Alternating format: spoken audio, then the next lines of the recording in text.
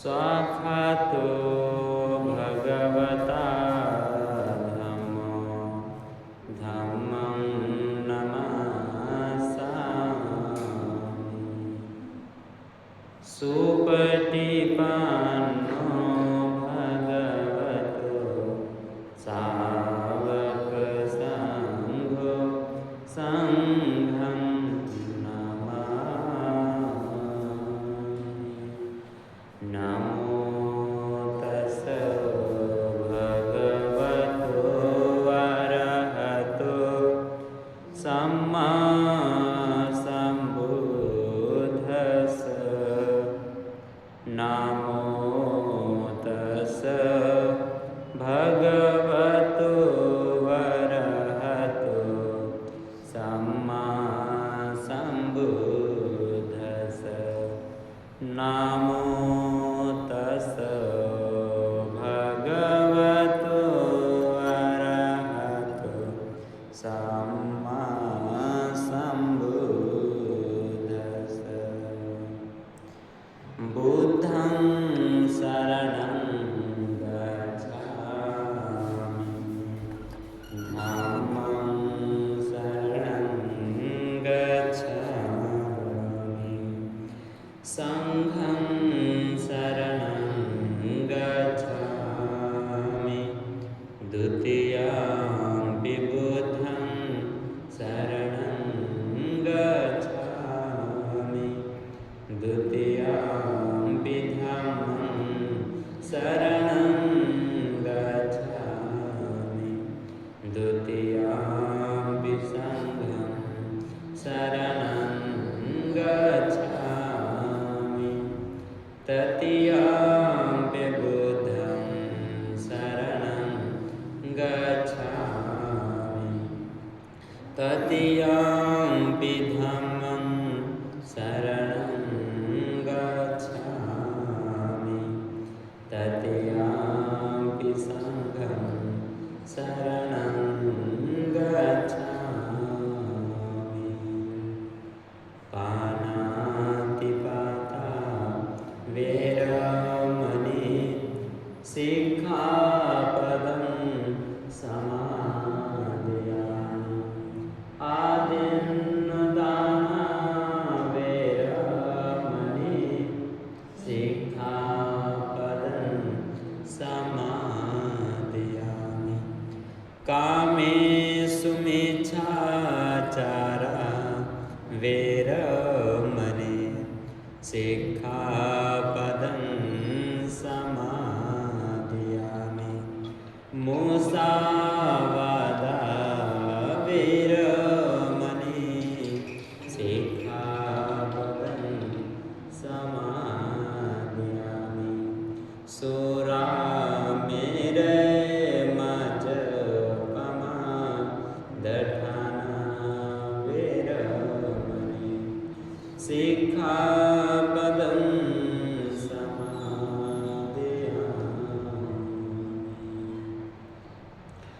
इति पिसो भगवायरहं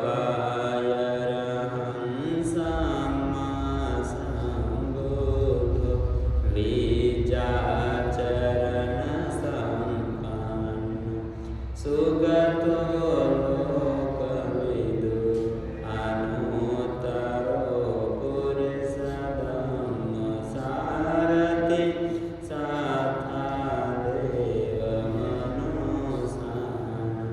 बुद्धो भगवाति।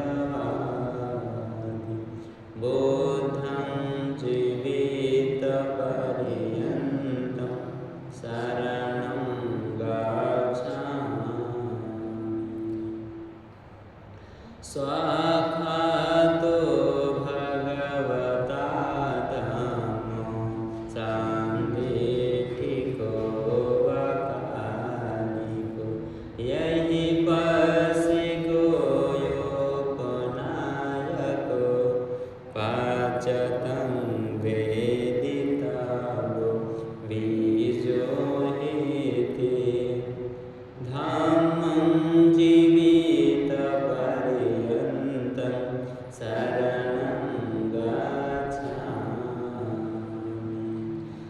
सुपटिपन्नो भगवतो सावक संघो उजपटिपन्नो भगवतो सावक संघो यान्यपटिपन्नो भगवतो सावक संघो सामीचिपटिपन्नो भगवतो सावक संघो यदिदं चत्वारि पुरुषयुगानि आठ पुरुषभोगः एष भगवतो सावक संघो आहुनैयो पाहुनैयो दक्षिणैयो यञ्जलिकरणी अनुत्तरं गुह्यं केतं लोकसाति संघं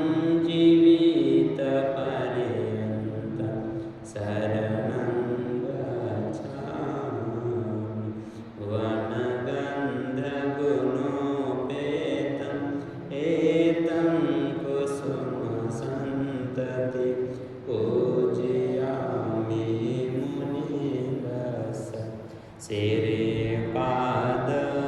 पादसरोरुहे पूजेमि बोधं कुसुमेन नेन पूयेन मे तेन लभामि मोक्षं ऊर्ध्वं मिलायाति यथा इदं मे कायो तथा याति विनाशभावं गन्धसंहारयो तेन धूपेन सुगन्धिना पूजये पूजनीयवन्तं पूजाभाजनमुत्तमं सुगन्धिकाय वदनयनन्तगुणगन्धिना सुगन्धिनाहं गन्धेन पूजयामि तथागतं घनसारपदितेन दीपेन तमधंसेन तिलोकदीपङ्गसम्बुद्धं पूजयामि तमोनुदं बुद्धं धामं च संघं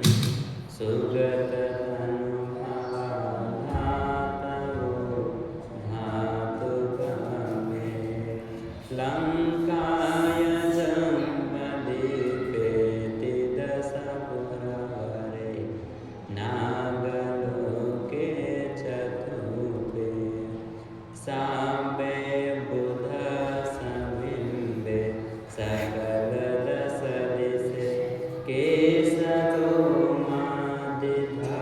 केशरोमादिधातुवन्दे साम्बेऽपि बुधं दशबलतनुजयं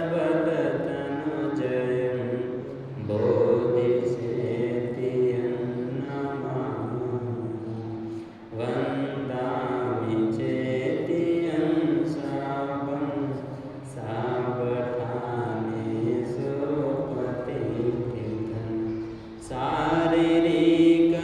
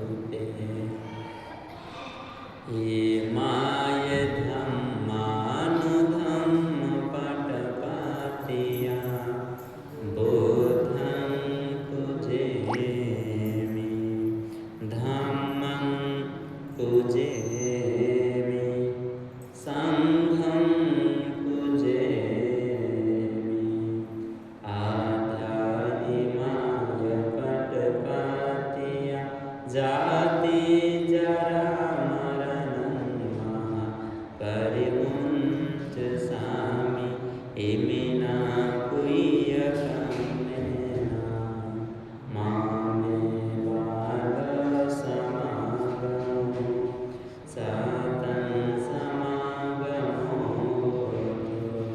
यावनि पानपतिया देवो वसतु कालेन सस सम्पतु हेतु च पीतो भवन्तलोको च राजा भवतु धम्मिको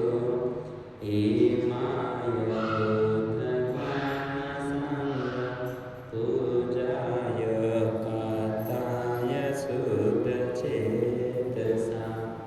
चिरन्ति हन्तु साधमो लोको हन्तु सुखी सदा लोको हन्तु सुखी सदा लोको हन्तु सुखी सदा साधु साधु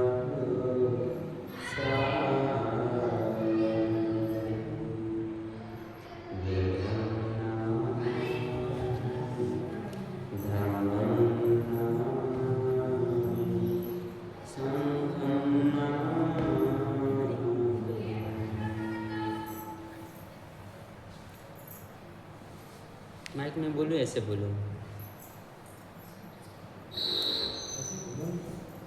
माइक बंद कर दो।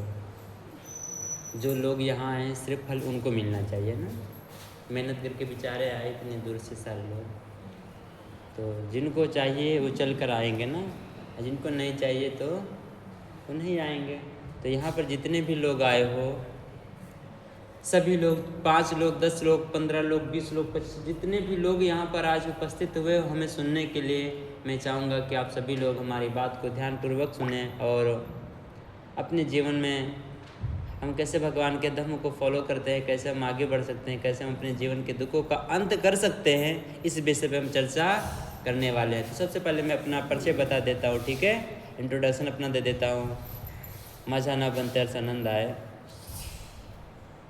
मुझे ज़्यादा मराठी नहीं आती है, थोड़ा बहुत आती है क्योंकि मैं रहने वाला हूँ लखनऊ के पास, लखनऊ का, तो थोड़ा बहुत मुझे मराठी आती है कि थोड़ा थोड़ा, ज़्यादा नहीं आती, ठीक है? तो मैं हिंदी में अपना परिचय बता रहा हूँ। और मैं रहता हूँ नागपुर में। नागपुर में कहाँ पर? इंदौरा। नागपुर में रहता हूँ और कॉलेज करता हूँ अभी, और बीए फाइनल ईयर का स्टूडेंट हूँ। 5th सेमेस्टर का एग्ज़ाम देकर मैं भ्रमण पे निकला हूँ, महाराष्ट्र में घूम रहा हूँ, मुंबई जा रहा हूँ स्कूटी से। नागपुर से मुंबई जा रहा हूँ स्कूटी से। हमारे मन में विचार आया कि छुट्टी के दिन हैं तो चलो चिवर पहने तो कुछ तो लोगों को दे सकते हैं अपने जीवन में। हमने जो सीखा वो तो बता सकते हैं लोगों को ना, घूमने से अच्छा कुछ तो बताएंगे। तो मैं स्कूटी अपनी उठाया, रूट निकाला, सारी चीज़ें तैयारी करके मैं 1 तारीख को निकल गया। 1 तारीख को मैं पता है कहाँ रुका? वर्धा में। वर्धा नाम सुने हो कभी? वर्धा में। 2 तारीख को अमरावती और 3 तारीख को अकोला, 4 तारीख को जालना। तो ऐसे 100 किलोमीटर जाके मैं रुक जाता हूँ, बौद्ध बिहारों में रुकता हूँ, पूजा बंदना लेता हूँ, उसके बाद देशना करता हूँ, ठीक है? इतना ही मेरा परिचय है। सर्वप्रथम महाकारुणिक भगवान तथागत सम्यक संबुद्ध पूजनीय धम्मा पूजनीय संघ परम पूज्य डॉक्टर बाबा साहब अम्बेडकर को त्रिवार वंदन नमन है। सभी श्रद्धावान उपासक उपासिकाओं के प्रति मंगल मैत्री है। सभी का जीवन मंगलमय हो, सभी सुखी हो, संसार का कोई भी प्राणी दुखी ना हो। और जिस निमित्त आज आप लोग यहाँ पर उपस्थित हुए व आए हो वह निमित्त पूरा वैसे हम भावना करते हैं। तो शुरुआत करते हैं आज हम लोग सुखी जीवन के बारे में। किसके बारे में? सुखी जीवन के बारे में। जितने भी लोग यहाँ बैठे हुए हैं ऐसा कोई नहीं है कि जिसके जीवन में दुख नहीं हो। जितने भी लोग यहाँ उपस्थित हुए हैं सबके जीवन में क्या है? दुख है। अगर दुख है तो भगवान ने दुख से निकलने का मार्ग दिया है। क्या दिया है? मार्ग। मार्ग का मतलब होता है रास्ता। क्या? रास्ता। मैं एग्जाम्पल देता हूँ। जैसे मैं यहाँ बैठा हूँ और मुझे जाना है कहाँ? मुंबई। कहाँ जाना है? अगर मुझे मुंबई जाना है तो मुझे क्या करना पड़ेगा? बोल रास्ता तो ठीक है, रास्ता मुझे मालूम पता चल गया, लेकिन उस रास्ते पे मुझे चलना पड़ेगा, तब जाके मुंबई आएगी। अब अगर हम मुंबई जाना हो तो मैं क्या बोलते हैं ये, क्या अकोला में बैठकर मैं मुंबई की पूजा करूं, क्या करूं, मुंबई की पूजा करूं, तो क्या मुंबई पहुंचूंगा? नहीं पहुंच सकता ना। तो भगवान ने बताया, हम लोगों को मार्ग दिया, तो हम लोग मार्ग पे नहीं चलते हैं, बल्कि भगवान की पूजा में पड़ गए। उनको लगता है कि हम अगरबत्ती लगाते हैं तो पूजा करते हैं, मोमबत्ती लगाते हैं तो पूजा करते हैं। तो ये हमारी पूजा नहीं है, ये श्रद्धा है। क्या है? श्रद्धा है। समझ रहे हैं? मार्ग पे जो व्यक्ति भगवान के बताए मार्ग पे जो व्यक्ति चलता है वही पूजा कर सकता है, अन्यथा कोई पूजा वूजा नहीं करता है। तो जब हम भगवान के बताए मार्ग पे चलेंगे तभी अपने जीवन के दुखों का अंत कर पाएंगे, या संभव है, नहीं तो कभी खत्म करने वाले नहीं हैं। दिन प्रतिदिन हम और आप दुखी होते हैं किसी न किसी कारण के वजह से। तो आज हम जिस विषय पर धम्म की चर्चा करने जा रहे हैं वह है सुखी, शांत और संतुलित ग्रस्त जीवन कैसे जिए। भगवान बुद्ध ने कभी यह नहीं कहा कि ग्रस्त बनना दुख का कारण है, बल्कि उन्होंने कहा अज्ञान। क्या? ज्ञान और अज्ञान। अज्ञान क्या होता है?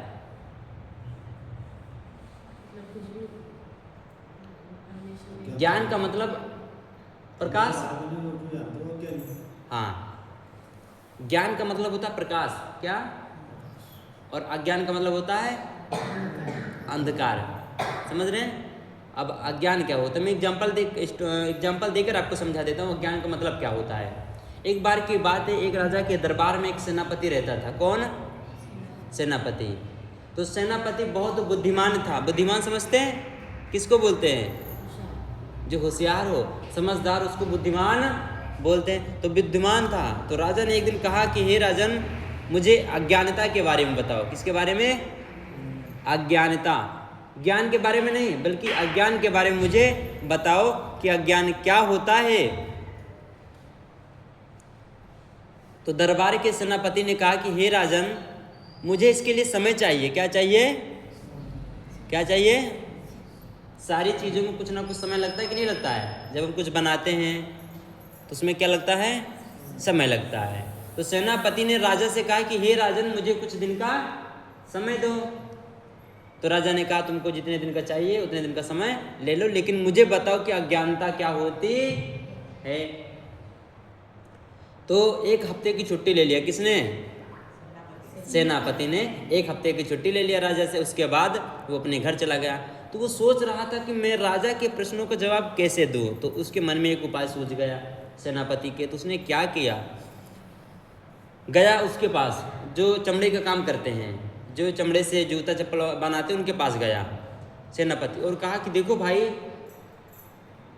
तुम एक सेट जूती बना दो, यानी कि जूता एक सेट बना दो, लेकिन उस जूते में हीरा, सोना, चांदी, मोती सारी चीज़ें लगा दो। जितना पैसा लगेगा, जितना सोना, चांदी, हीरा, मोती लगेगा, मैं सब देने के लिए तैयार हूँ, लेकिन बहुत सुंदर बना दो। तो उसने कहा ठीक है। तो उसने किया, 2-4 दिन में बढ़िया जूता तैयार करके रख दिया। अब समय लगभग 4-5 दिन के बाद क्या होता है, राजा जूता लाने जाता है। देखता है तो जूते में हीरे, मोती, जेवरात सभी जड़े हुए, हीरा चमचमा रहा है, चमक रहा है जूता। सोने, चांदी, हीरो से जूता चमक रहा है। राजा ने पूछा कि हे सेनापति, तुम्हारे कितने पैसे हुए? तो जितना पैसा उसने बताया, राजा सेनापति ने उसको पैसे दे दिए और उससे कहा कि सुनो, किसी से बताना नहीं कि ये जूता तुमने बनवाया, मतलब तुमने बना के दिया है। बोले ठीक है सेनापति, जैसे आपकी आज्ञा। तो उसके बाद एक दूसरे दिन क्या करता है, सेनापति जूता उठाता है, दोनों सेट को एक अपने भीतर में रख देता है, घर के एकदम अंदर में, और दूसरा जूता उठा के क्या करता है, गांव में एक मस्जिद होती है। क्या मस्जिद सुने हो नाम? जहाँ पर मुस्लिम समाज के लोग नमाज अदा करते हैं, नमाज पढ़ते हैं, उसको मस्जिद बोला जाता है। तो मस्जिद में उसने क्या किया, एक जूता सुबह 4 बजे जाके फेंक दिया। कहाँ पर? मस्जिद में, गेट के सामने फेंक दिया। अब सुबह सुबह मौलवी साहब गेट खोलते हैं तो उनको क्या नज़र आया? जूता नज़र आया, चमचमाता हुआ, खूब चमक रहा था जूता नज़र आया। तो मौलवी साहब देखे तो उनकी आंखें खुली की खुली रह गई। बाप रे, लग रहा है ये कोई साधारण आदमी की जूती या जूता, लग रहा है कि ऊपर से नबी आए थे। कौन?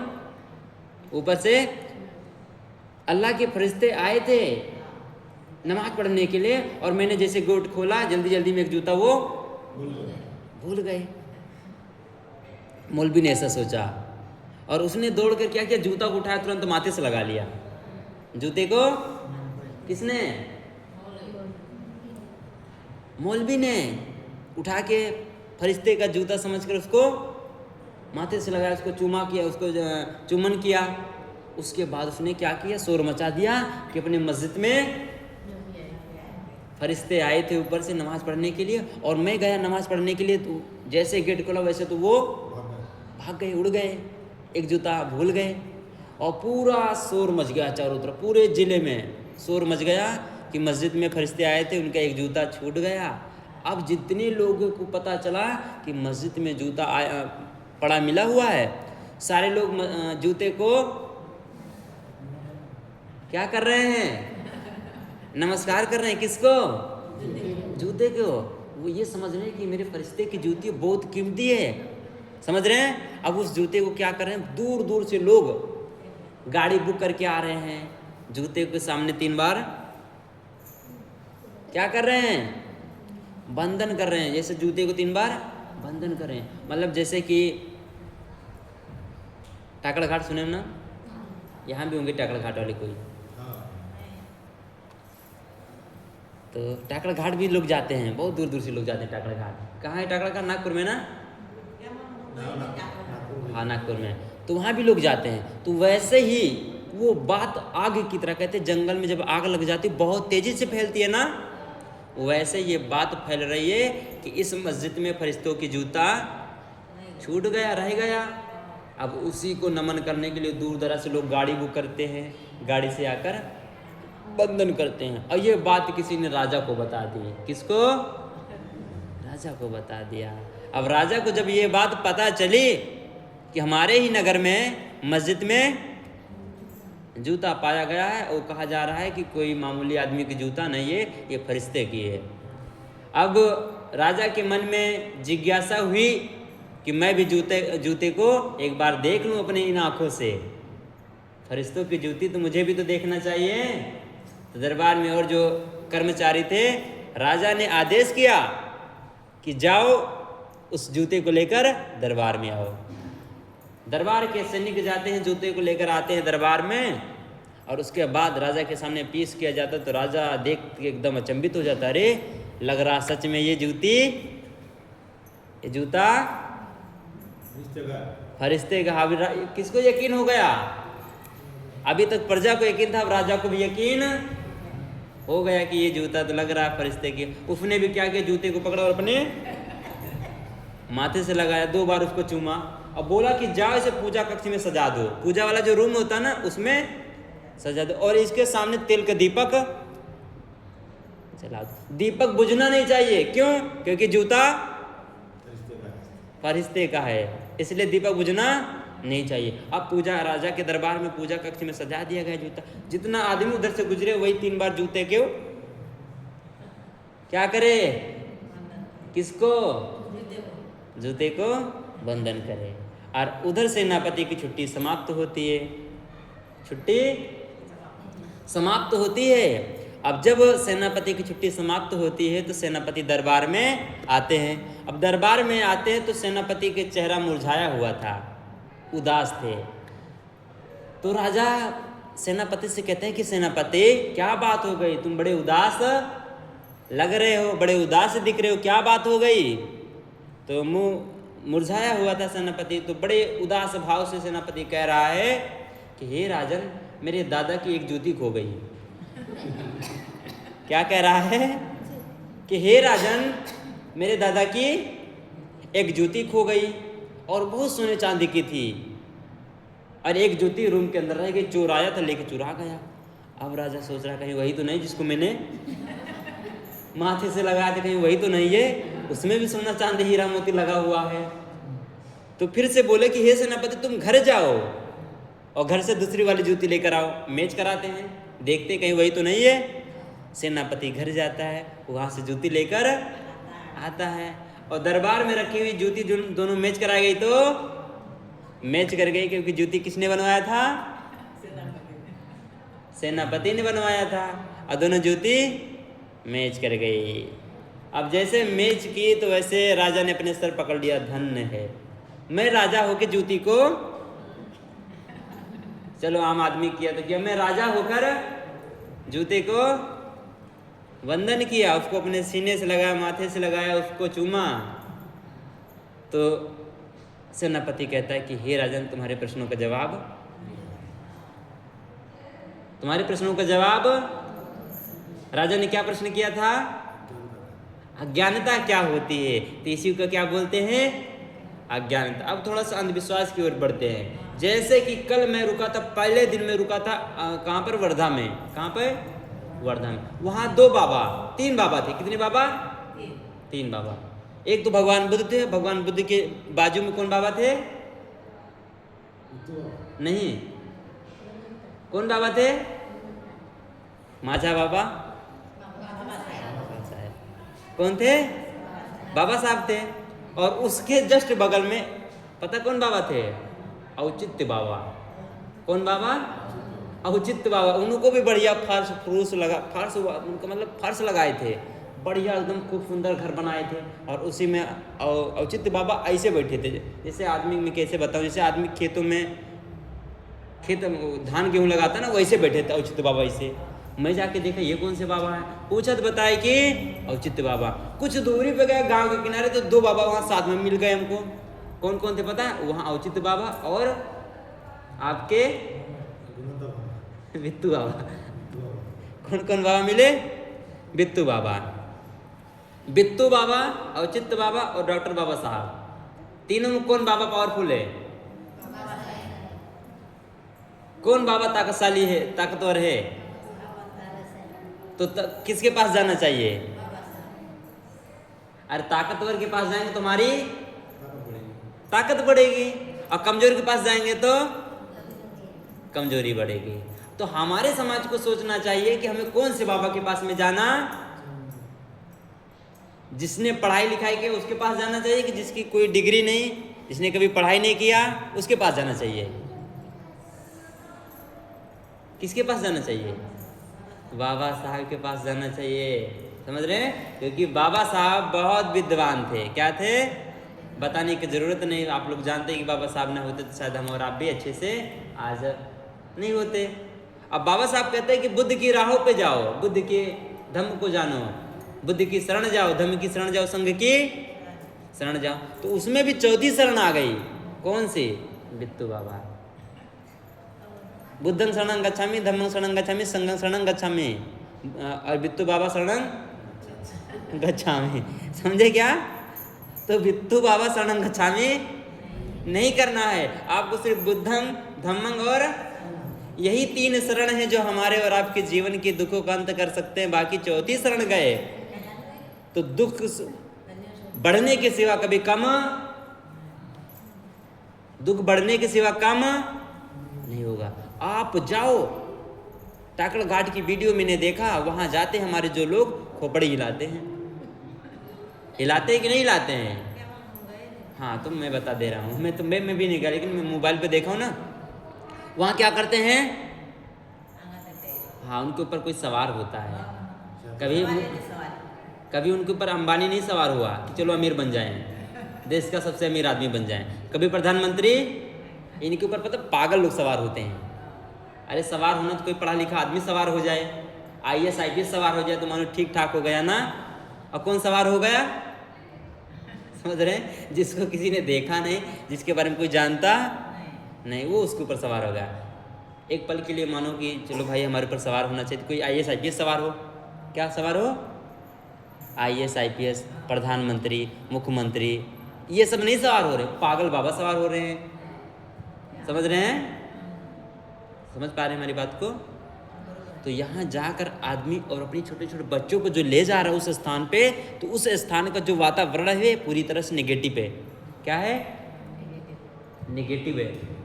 नेगेटिव मतलब नकारात्मक है। जब हमारे छोटे छोटे बच्चे उस इन्वायरमेंट में जाते हैं तो वहाँ की जो ऊर्जाएं होती हैं, भूत प्रेत नहीं, वहाँ की जो नकारात्मक ऊर्जाएं होती हैं शोरगुल की, वो हमारे बच्चों के चित्त को, हमारे बच्चों के मन को टच करती हैं, छूती हैं, और हमारे बच्चों का स्वभाव भी वैसा ही बन जाता है। आप वहाँ जाके देख लो, खोपड़ी हिलाने वाले में सबसे ज़्यादा महिला कि पुरुष कौन होंगी?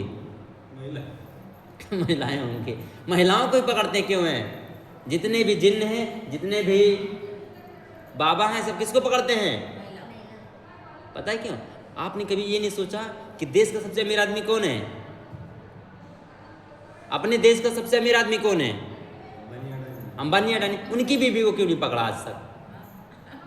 पकड़ना चाहिए ना। पता उनको क्यों नहीं पकड़ता? क्योंकि वो अमीर हैं। क्या है? अमीर हैं, पैसे वाले हैं, इसलिए उनको नहीं पकड़ता है। ये जितने भी भूत प्रेत, जितने भी लोग हैं, जिन्न से लेकर जितनी भी चीज़ें, ये सब गरीब आदमी को पकड़ते हैं। किसको? पता है? गरीब आदमी को। क्योंकि गरीब आदमी अपनी टेक केयर नहीं कर पाता है, अपना टेक केयर नहीं कर पाता है, सही से अपनी बीमारी का इलाज नहीं करा पाता है। वही बीमारी पूरी तरह से एक दिन पूरी बॉडी पर हावी हो जाती है। अब ये भटक रहे हैं दर दर बाबा के चक्कर में, इलाज करा नहीं पा रहे हैं, तो फिर क्या होगा? तब तकलीफ होगी ना। हाँ, तो हम लोगों को बाबा साहब के पास जाना चाहिए, ना कि मैं नहीं बोलूँगा, नहीं तो हो सकता कि आपको दुख हो जाए। ठीक है, अब हम पॉइंट पर आते हैं।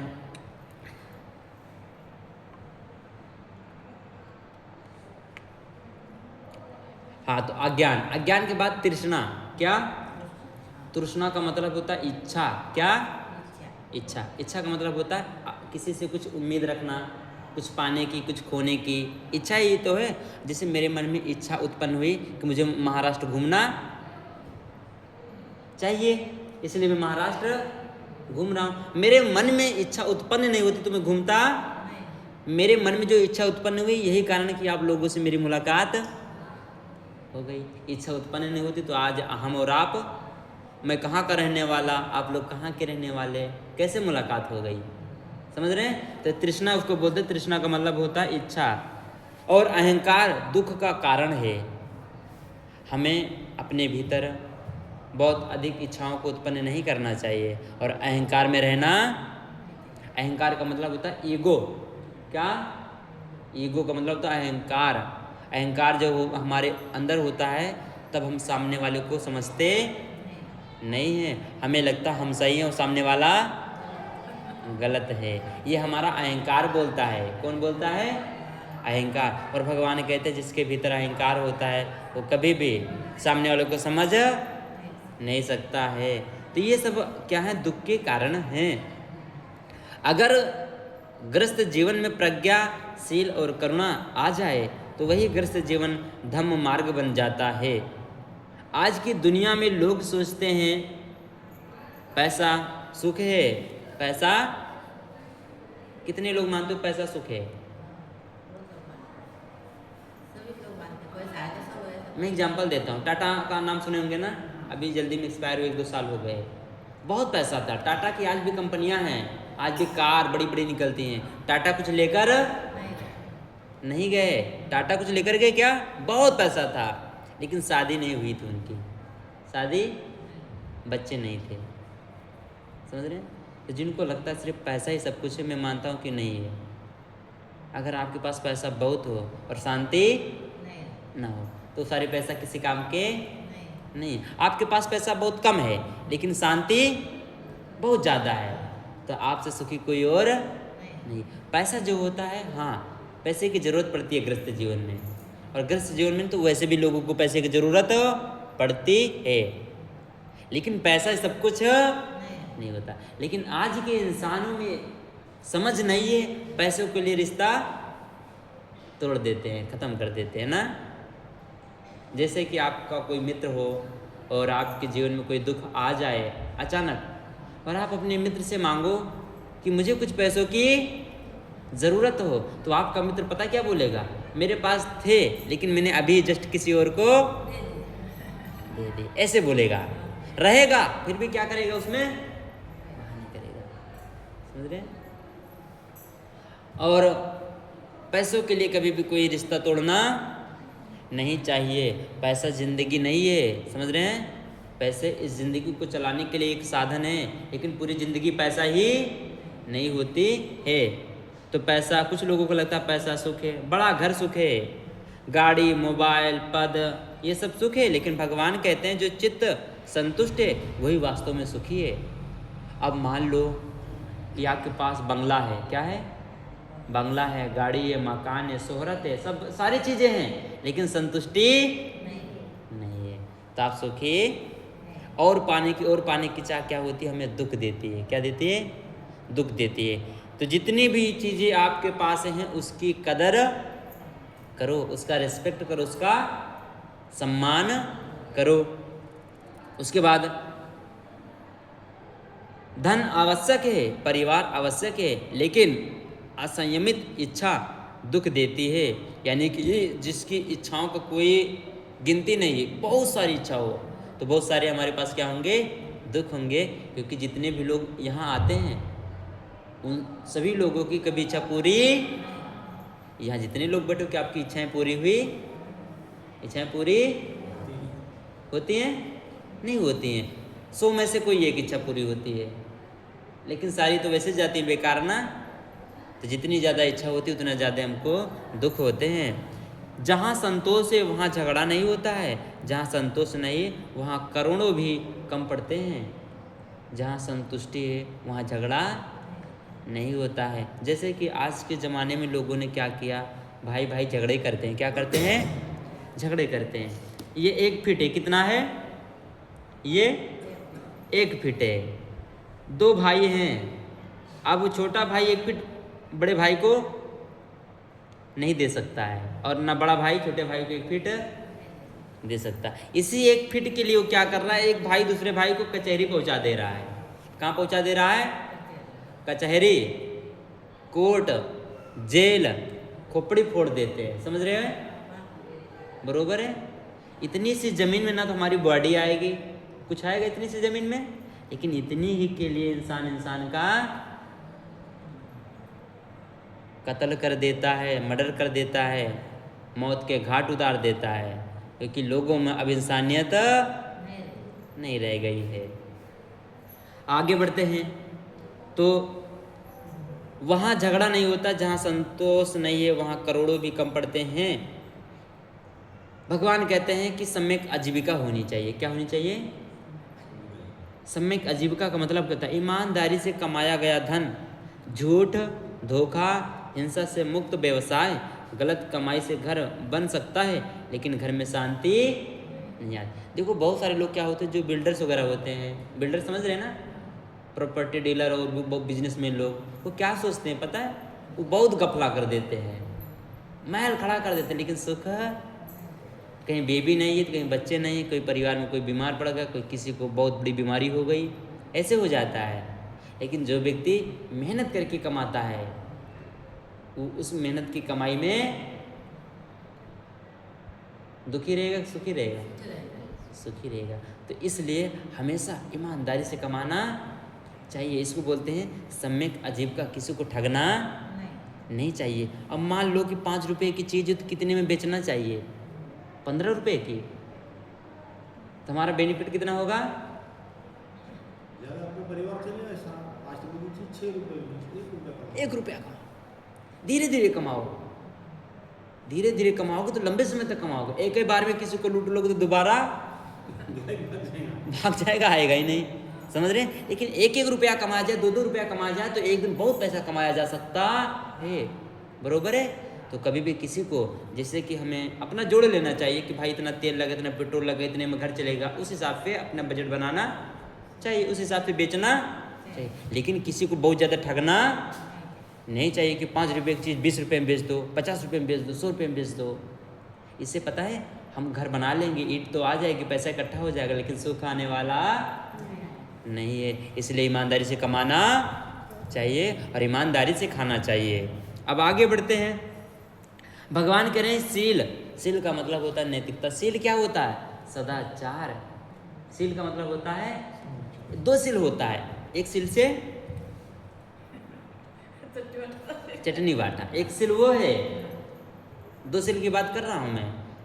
देखो एक सील बड़ी ई की मात्रा रखता है, एक जब छोटी ई की मात्रा लगाते छोटी ई की मात्रा इधर से वो सील हो जाता, पत्थर हो जाता है, लेकिन बड़ी ई की मात्रा लगता तो सदाचार हो जाता है। समझ रहे हैं हमारी बात को? तो एक सील होता है जिसपे हम चटनी पीसते हैं, और एक सील का मतलब होता है सदाचार। सदाचार का मतलब होता है गुड कंडक्ट, अच्छा आचरण।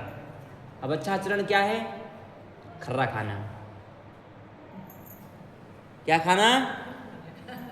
अच्छा आचरण है खर्रा खाना। दूसरा आचरण है दारू पीना। तीसरा आचरण है पत्नी से झगड़ा करना। चौथा आचरण है पड़ोसी को गाली देना। ये सब क्या है? अच्छे आचरण है ना? अच्छे आचरण है कि बुरे आचरण है? बुरे। तो अच्छे आचरण क्या है? कोई एक अच्छा आचरण बताओ।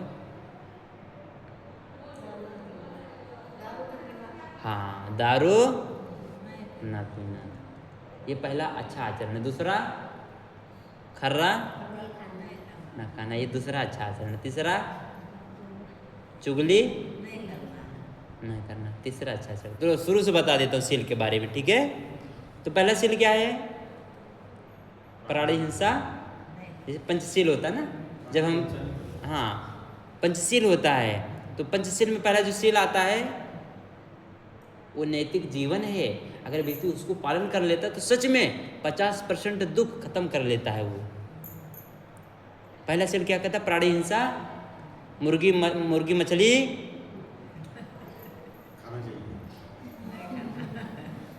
अब वो भी तो प्राणी हिंसा है क्या? तो भगवान मुर्गी मछली खाने के लिए रोकते, हाँ भगवान खर्रा खाने के लिए, दारू पीने के लिए, पड़ोसी झगड़ा करने के लिए, मतलब भगवान जो रोकते हैं उसको हम करते हैं। अब भगवान जिसको नहीं रोकते उसको हम बताते भगवान ने कहा ये मत करो, वो पहले करेंगे ना। तो प्राणी हिंसा 3 प्रकार से होती है, मन से, वाणी से और काया से। मन में किसी के प्रति नफरत की भावना नहीं आनी चाहिए।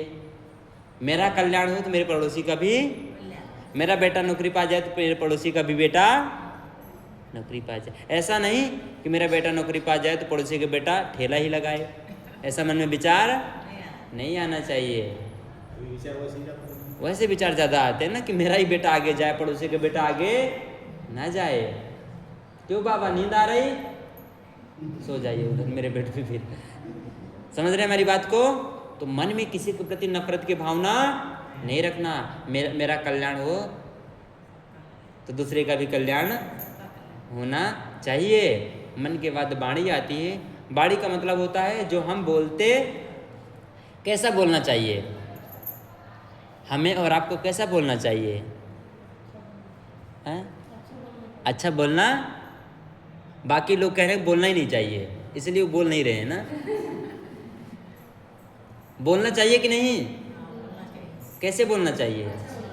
अच्छा बोलना चाहिए। जैसे कि जैसे कि ऐसी बाड़ी कभी नहीं बोलना जिससे किसी को तकलीफ, कठोर वचन नहीं बोलना, बल्कि प्रेम से बोलना चाहिए, मधुर बोलना चाहिए। मधुर कैसे बोलेंगे? जैसे कौवा बोलता है उसकी तरह मधुर बोलेंगे ना। इतना कंफ्यूजन में क्यों हो? कौवे की तरह मधुर बोलना।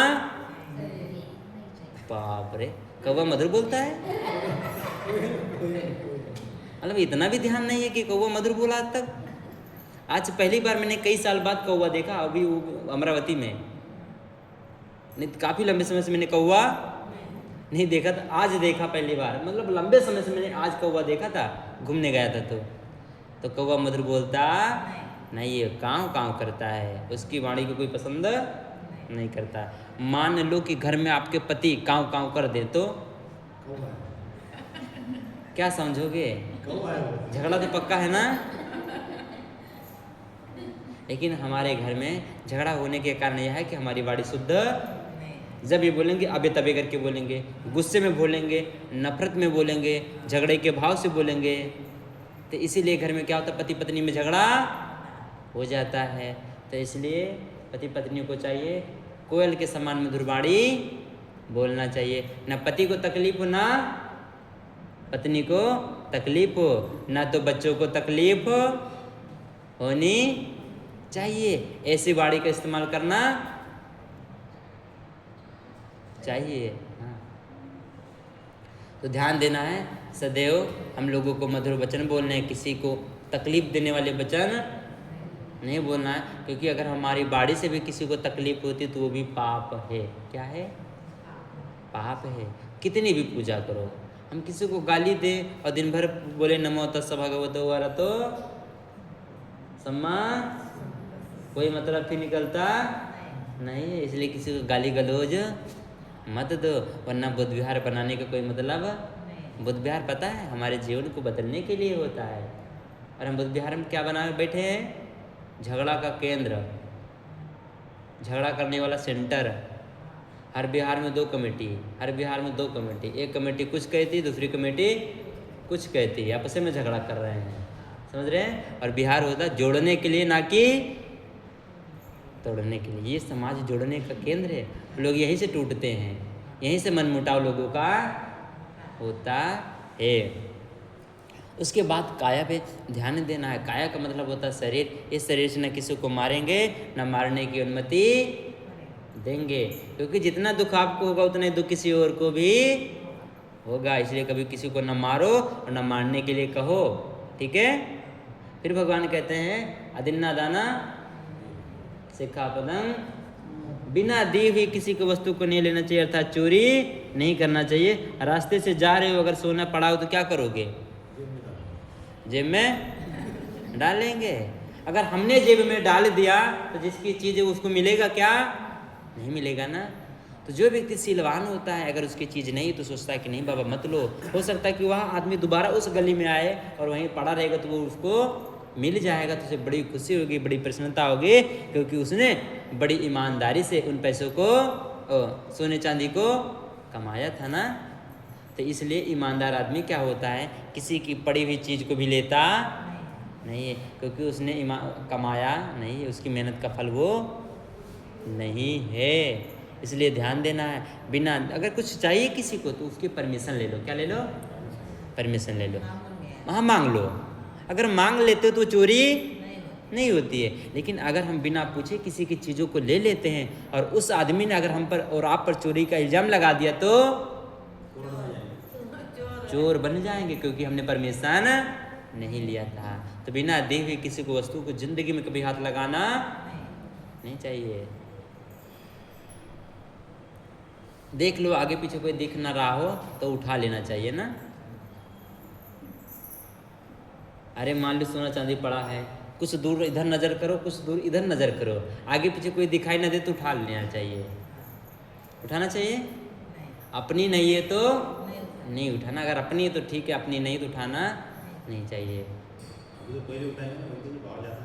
हाँ, लेकिन हमारे सीलों से बड़ा कोई भाव नहीं है ना। अगर हमने एक बार बदनाम हो गए तो दोबारा कमाया नहीं जा सकता। इज्जत कमाई नहीं जा सकती एक बार गिरने के बाद। दोबारा सब कुछ कमाया जा सकता, कई करोड़ों रुपए कमाए जा सकते हैं, धन दौलत कमाया जा सकता, लेकिन इज्जत एक बार हमारी छवि और आपकी छवि किसी की नज़रों में गिर गई तो दोबारा बनती नहीं है। इसलिए सीलवान होना चाहिए। और सीलवान व्यक्ति जिधर जाता है उसके चारों तरफ प्रशंसा होती है। इसलिए हमें सीलों का ध्यान देना है। फिर भगवान कहते हैं कामेषु मिच्छाचारा भैरमणि, हम कभी बेविचार नहीं करेंगे। बेविचार का मतलब क्या होता है? बेविचार का मतलब क्या होता है? हाँ, पर स्त्री पर पुरुष गमन नहीं करना है। एक घर वाली और एक बाहर वाली, एक घर वाला और एक बाहर वाला नहीं होना चाहिए। इससे अपना ही रिश्ता खराब हो जाता है। कहते हैं, कहावत है, कि आधी को छोड़कर पूरी को धावे, हाथ आधी ना आवे और ना ही पूरी आवे, है ना, बरोबर है। जब हमारे पास कोई चीज़ होती है और उसको छोड़कर हम किसी दूसरे के चक्कर में भागते हैं तो ये भी हाथ से निकल जाती है और वो भी निकल जाती है। तो जो हमें और आपको मिला उसकी सम्मान करना, उसकी कदर करना चाहिए, उसकी रिस्पेक्ट करना चाहिए। तीसरा शील कहता है कि पड़ोसी की बीवी पर नज़र, अपने पास बीवी है तो पड़ोसी की बीवी पर नज़र नहीं डालना है, कितनी भी खूबसूरत हो, कितनी भी सुंदर हो, ठीक है, और नहीं फिर भी नहीं डालना चाहिए किसी की बीवी पर नज़र, समझ रहे हैं ना। तो जो ऐसे व्यक्ति होते हैं उनकी कभी निंदा नहीं होती है, वो जिधर जाते हैं उधर ही उनकी प्रशंसा। अगर आप कहीं जाओ और वहाँ आपको सुनने को मिले कि आपके बारे में बुराई हो रही तो आपको कैसा लगेगा? अच्छा नहीं लगेगा। लेकिन आप कहीं जाओ वहाँ 4 लोग आपकी प्रशंसा करें, वाह आप तो बहुत सुंदर, आपकी चारों तरफ प्रशंसा हो रही, तो आपको कैसा लगेगा? बहुत अच्छा लगेगा ना। हाँ, तो ऐसा काम करो कि चारों तरफ हमारी क्या हो? प्रशंसा हो। फिर भगवान कहते हैं कामेषु मिच्छाचारा, ओ हाँ, कामेषु मिच्छाचारा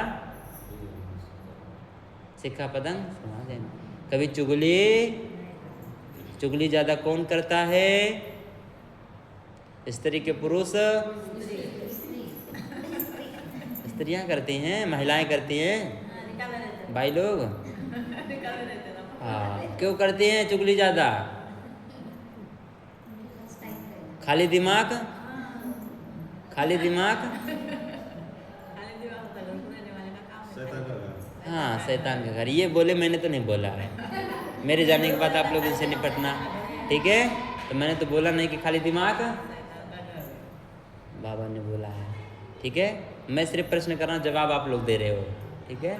तो खाली जब हम बैठते हैं ना तो चुगली नहीं करना चाहिए। और कोई किसी के पास बैठ भी गए, मालूम मन नहीं लग रहा अकेले घर में, किसी के पास बैठ भी गए तो सदैव अच्छी बातें करना चाहिए, इधर की बातें उधर ना करो। तुम्हें आपको जैसे लगता है कि अगर हमने इस बात को यहाँ बता दिया और ये सामने वाला ऐसा आदमी है कि उसको जानेगा नहीं, वो जाके झगड़ा करेगा, तो बताना नहीं चाहिए, समझ रहे हैं। और जो व्यक्ति झगड़ा लगाता है उसके घर में सबसे पहले झगड़ा होता है, इसलिए कभी झगड़ा नहीं लगाना चाहिए, चुगली नहीं करना चाहिए। और ज़्यादा बोलना भी, जितनी ज़रूरत है उतना ही बोलना चाहिए, नहीं तो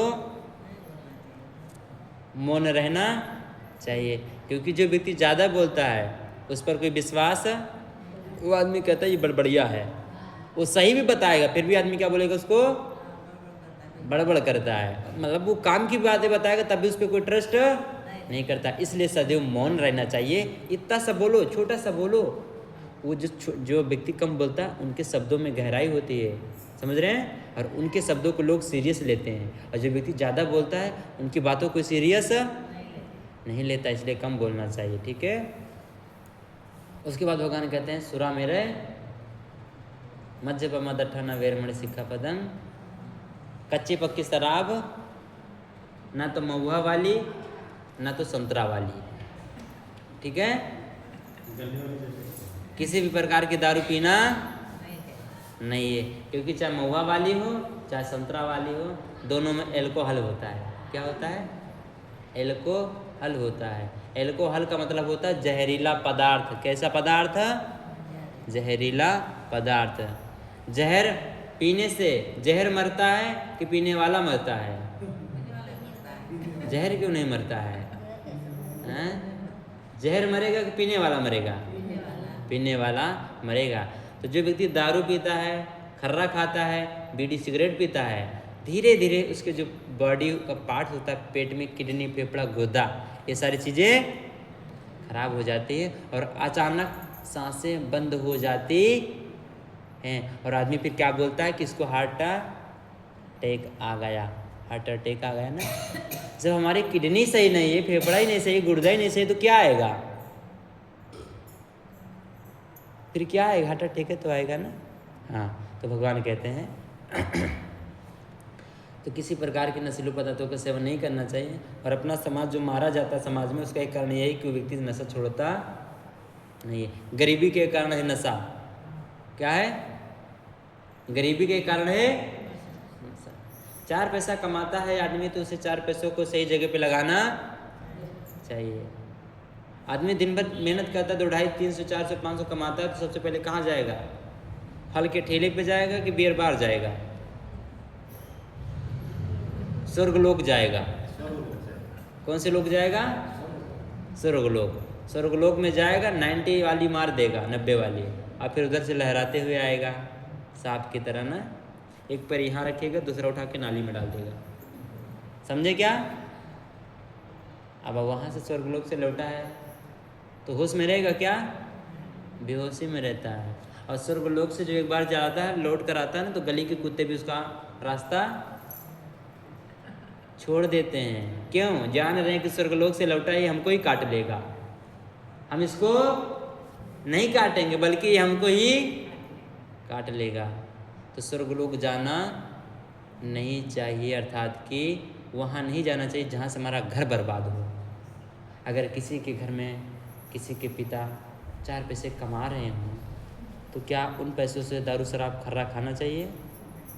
नहीं चाहिए ना, बल्कि अच्छी चीज़ें लाना चाहिए।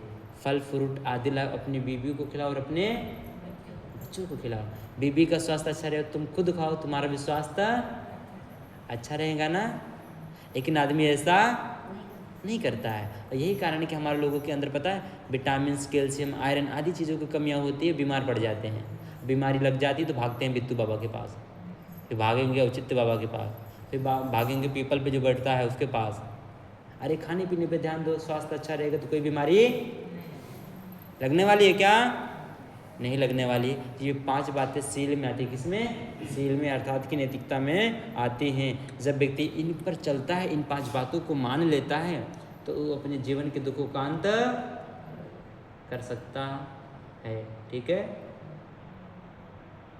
और आगे बताऊं? भूख तो नहीं लगी? भूख लगी रहेगी तो गुस्सा करोगे, भंते जी ख़त्म नहीं कर रहे हैं, पनीर लगाए बैठे हैं।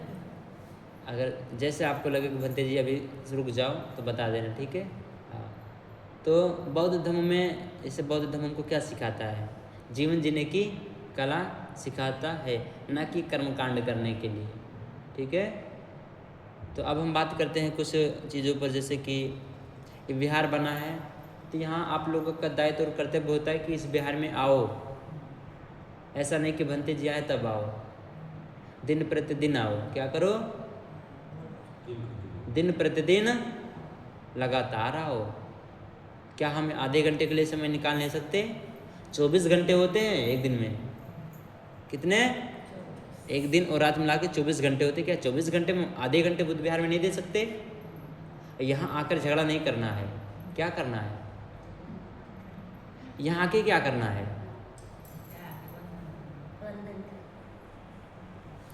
बुद्ध विहार क्यों बनाए आप लोग? पर्पस क्या था आप लोगों को बुद्ध विहार बनाने का? बुद्ध विहार का पर्पस क्या था? एकता। हाँ, क्या? एकता। Union is strength. मतलब कुछ लोग मानते हैं, तुम्हारी भी मान्यता होती है, हमारे पास भी बुद्ध विहार होना चाहिए। हम कौन से भगवान के पास जाएं, कहाँ जाके अपनी श्रद्धा व्यक्त करें? तो ये श्रद्धा का केंद्र है और यहाँ डेली आना चाहिए। नहीं ऐसा पता चला कि बरसाबास में लगातार आए, बरसाबास समाप्त तो कभी दिखाई ही नहीं पड़े। भगवान बुद्ध की मूर्ति पे धूल चढ़ी है। क्या? बुद्ध की मूर्ति पर धूल चढ़ी है। ये बुद्ध का अपमान है। क्या है? बुद्ध का अपमान है। अगर करने की क्षमता ना हो तो कहते हैं कि अगर हाथी को खिलाने की क्षमता ना हो तो बांधना नहीं चाहिए। अगर यहाँ साफ सफाई मेंटेनेंस नहीं कर सकते हम तो बांधने की कोई इच्छा ज़रूरत नहीं। हम बुद्ध की मूर्ति नहीं पूज सकते डेली, बुद्ध की मूर्ति नहीं पूज सकते, यहाँ पोछा नहीं मार सकते। ऐसा नहीं कि भाई जिसके पास चाबी होती वही। सबकी श्रद्धा है। टाइम फिक्स कर लो भाई, इतने टाइम में आएंगे, आपस में नंबर रखो, कांटेक्ट रखो कि भाई आज बिहार साफ़ करना, सभी लोग मिलकर साफ़ करते, टाइम निकाल के बिहार साफ़ करो। तब पता चलता है कि आप बुद्ध के प्रति कितनी श्रद्धा है आपकी। दुनिया के देशों में चले जाओ, श्रीलंका, थाईलैंड, इंडोनेशिया, कंबोडिया, कहीं भी चले जाओ, बुद्ध की मूर्ति को ऐसे टच करोगे ना, इतनी सी भी धूल हाथ में आपके लगने वाली नहीं है, क्योंकि वहाँ डेली बुद्ध की मूर्ति को पोछा जाता है। आप अपने घर को झाड़ू वाड़ू मारते हो कि नहीं मारते हो? क्यों मारते हो? क्योंकि आपको अपने घर के प्रति श्रद्धा है। क्या है? कि हमारा घर भाई गंदा रहेगा, कोई आएगा तो क्या बोलेगा। लेकिन यहाँ कोई आएगा क्या बोलेगा इससे फर्क नहीं पड़ता। मान लो मैं आया,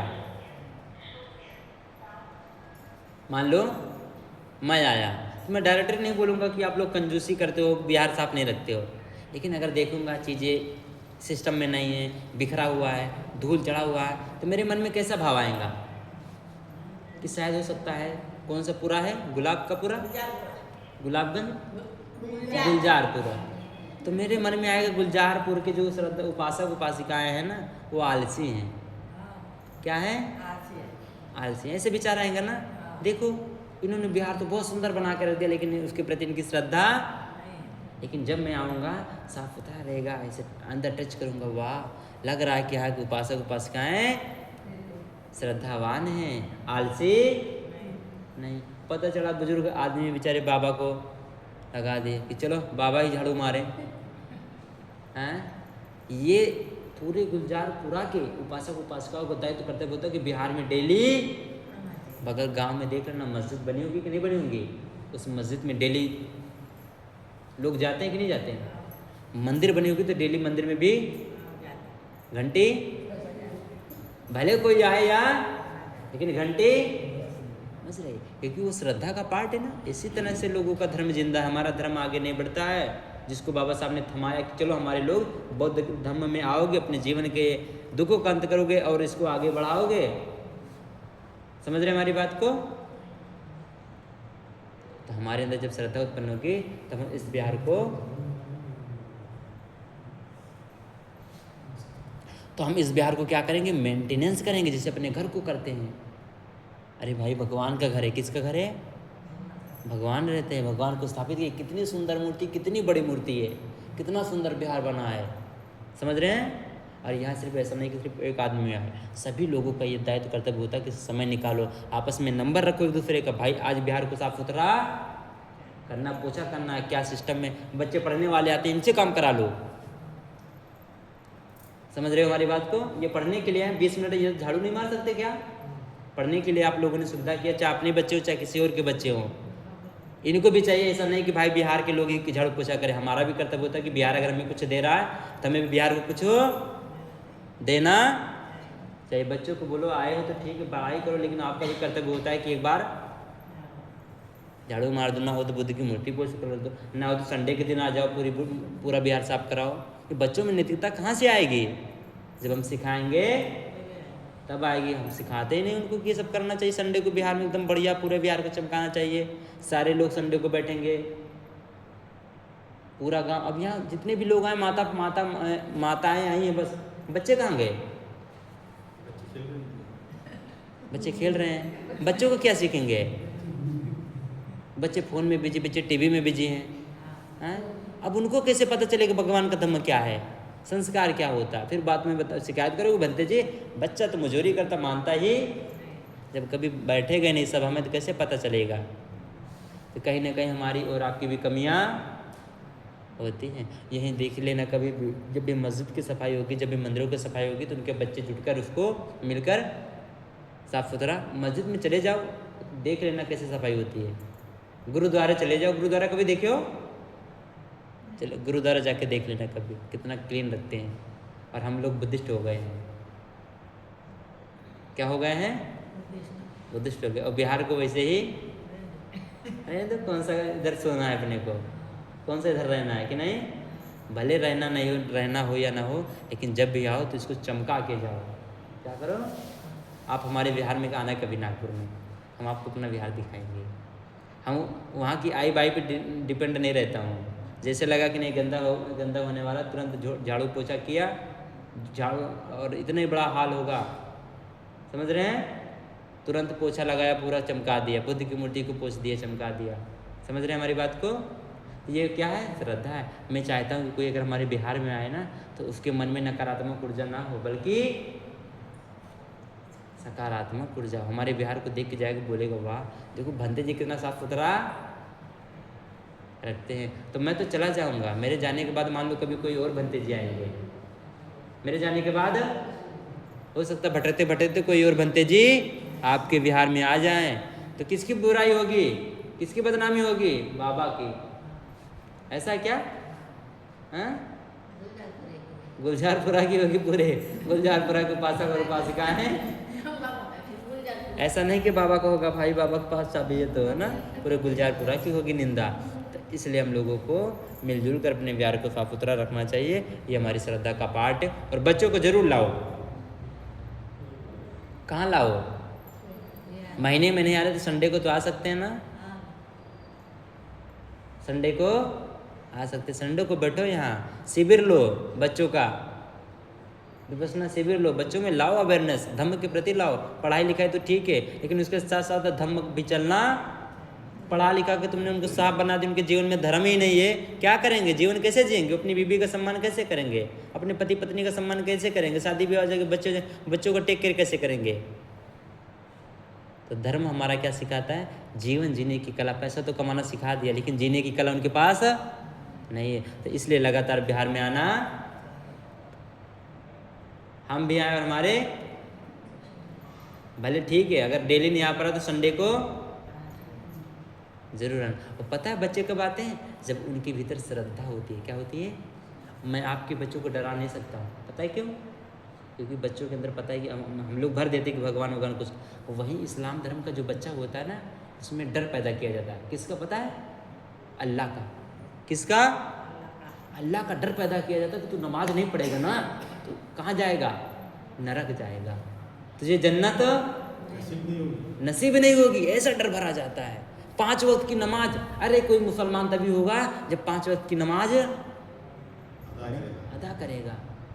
हम भी ऐसा डराएं कि बुद्धिस्ट वही होगा जो दिल्ली बिहार में आएगा, और जो बिहार में नहीं आएगा वो कभी जन्नत में नहीं जाएगा।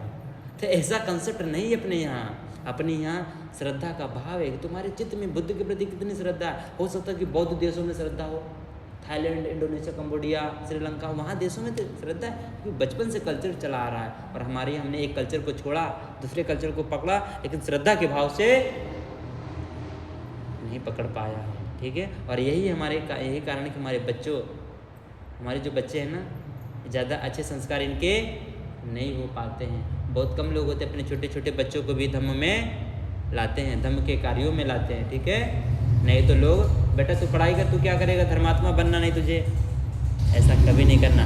धर्म का साथ जब लेकर हमारे बच्चे चलते हैं तो उन्हें अच्छा और बुरा का पता होता, क्या अच्छा है और क्या बुरा है। तो आज के बाद से आप लोग अपने बच्चों को कहाँ लाओगे? लेकिन वित्तु बाबा के पास नहीं ले जाना, ध्यान देना हमारी बात को। आप जाओ, लेकिन बच्चों को लेकर, बच्चे ठीक हो जाएंगे। उनकी पढ़ाई पे ध्यान दो, ठीक है, उनके सेहत पे ध्यान दो। हाँ, वो बच्चे अपने आप ही ठीक हो जाएंगे। लेकिन ऐसे कोई जगह पर उनको लेकर ना जाओ जहाँ से उनकी मानसिकता बिगड़ जाए, जहाँ से उनका स्वास्थ्य गड़बड़ हो जाए। अपना बिहार कितना खूबसूरत है, कितना सुंदर है, ठीक है, बहुत सुंदर बना है। अच्छा किया कि आपने धम्मा हॉल ऊपर किया और रहने मतलब सामान रखने की जगह नीचे किया, ये बहुत अच्छा लगा मुझे। ठीक है, और यहीं पर आज की देशना कुछ पूछना होगा। अगर मेरी बात से कोई आप लोगों को हर्ट हुआ होगा, बुरा लगा होगा, तो बता देना भंते जी आपने कुछ गड़बड़ बोल दिया है, समझ रहे हैं। और मैं ये चाहूँगा कि गुलजारपुरा के लोग दिन प्रतिदिन बुद्ध विहार में आते जाएं, ज़्यादा नहीं। छोटी छोटी 10 रुपये की किताब आती है, कितने रुपए की? परितान पाठ की छोटी छोटी किताबें आती हैं, 20 रुपये की, 10 रुपये की, 30 रुपये की। लाओ, बैठो, खोल के बैठो, देखो तो डेली पढ़ो। हमारे बिहार की उपासिकाओं की पूरी गाथा आती है, जितना एक भंते जी को नहीं था उससे ज़्यादा उनको आती है।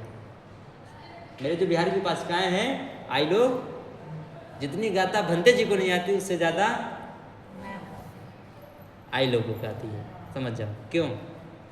दिन प्रतिदिन बुद्ध विहार में वो आते हैं और साथ में इतनी बड़ी कापी लेकर आते हैं। जब मैं बोलता हूँ तो साथ में वो भी, और जब मैं नहीं रहता तो मेरी जगह पूजा वो लोग। और डेली होती पूजा, ऐसा नहीं कि भाई आज संडे तो छोड़ दो, आज बीमार हो तो छोड़ दो, डेली होंगी पूजा।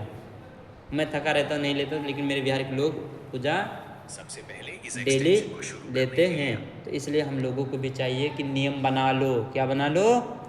नियम बनाने से पता है जीवन में परिवर्तन आता, नियम ही नहीं जिंदगी का। जैसे जानवर जी रहा वैसे हम भी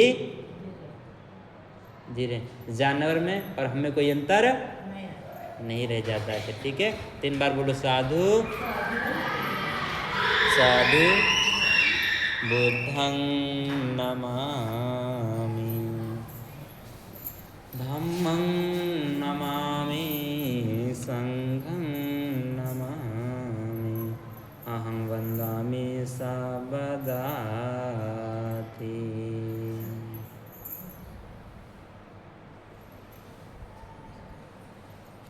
ठीक है, आप लोग जाओ और घर में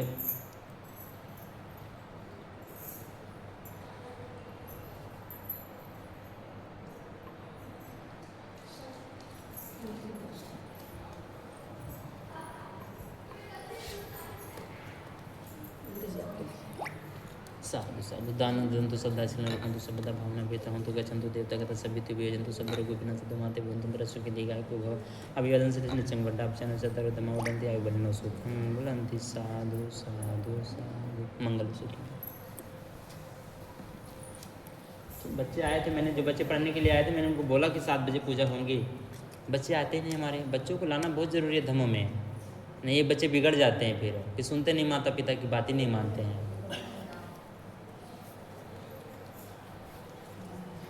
साधु साधु मंगलसूत्र।